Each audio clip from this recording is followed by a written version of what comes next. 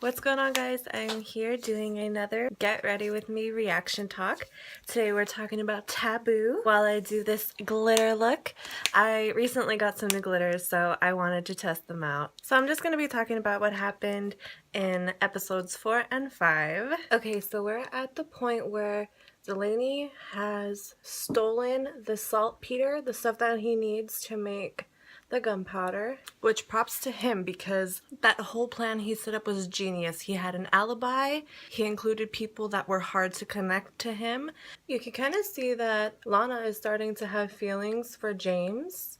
And in the beginning, it kind of seems like he doesn't really care, you know, he's too busy invading his sister's dreams, giving her fucking orgasms. Why is their relationship so sexual? I don't get it. I mean, maybe we'll learn about it later on, but it just seems like that's their connection rather than being siblings, you know? At the party that he was at, his half-sister's husband lost his shit and challenged James to a frickin' duel, which we actually learned that the company wants to keep James alive.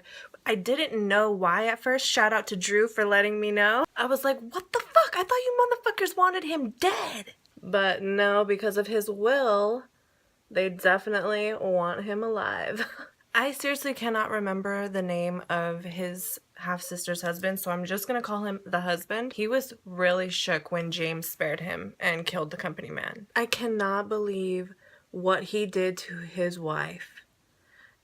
I honestly, based on how she was acting, it seemed like that was the final straw.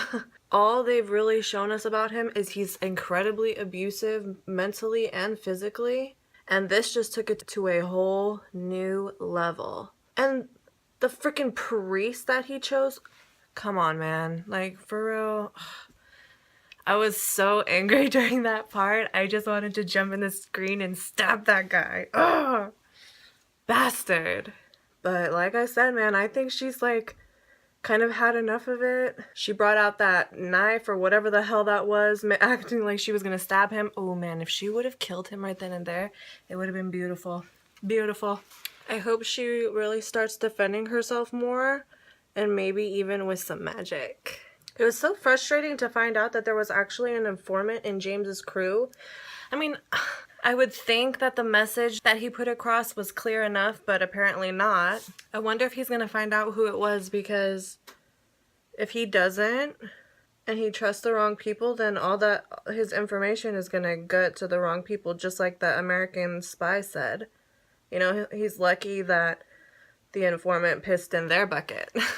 Poor James keeps getting people sent to kill him, one after another. That poor man is just constantly having to watch his back, and I feel like that's going to be the case for the rest of the season. So because the Americans know about James's whole setup, he's being forced to make the gunpowder at an even faster rate, and even the chemist is like, dude, this is incredibly dangerous, but unfortunately, like I said, the Americans know where they are. They have all their names. It just fucking sucks. They're really in a shitty situation. We find out that the supposed half-brother is actually his fucking son, which is crazy. Sith Furion even mentioned that that could possibly even be his and his half-sister's love child. I don't know, dude. That's fucking insane. But even so, he's risking everybody's lives. He has to, but it just sucks. I'm sure in this next episode, we get to see the whole process of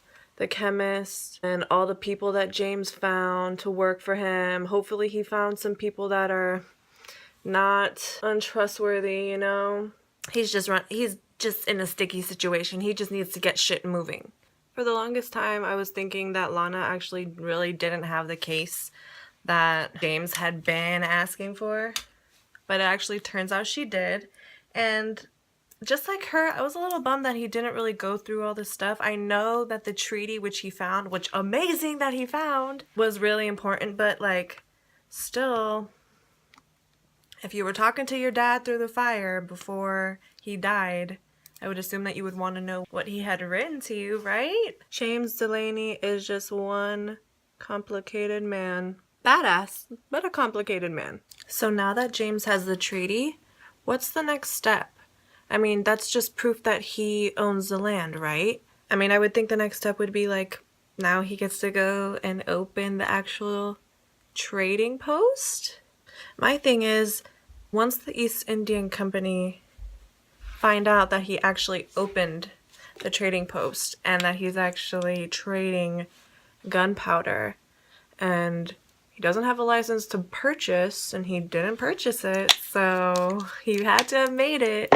Are they gonna put 2 and 2 together then? I'm just happy he finally has the proof that he's been looking for. I really hope that it turns out great for him. One thing I really enjoyed about the 5th episode was that the Crown opened that investigation against the East Indian Company. They have them shook. So the 2 guys talking at the East Indian Company mentioned cooperating with that one guy that was leading the investigation on the ship sinking. But he also mentioned burning some documents, so I'm really curious to see which documents he's talking about, because what kind of things would they have kept from that? I have a feeling this next episode is gonna be really, really good. I think I'm most excited to see what his sister does. His sister's storyline is getting really interesting for me. Like, I like that she finally has kind of snapped, and I just can't wait to see what happens. Alright guys, this is the finished look. I hope you guys like it, and I hope you guys enjoyed my reaction talk. Let me know what your guys' favorite thing about Taboo was, and let me know what most surprised you about it up to episode 5. I'm off to go see what happens next in episode 6, so I will see you guys there. Thanks for watching.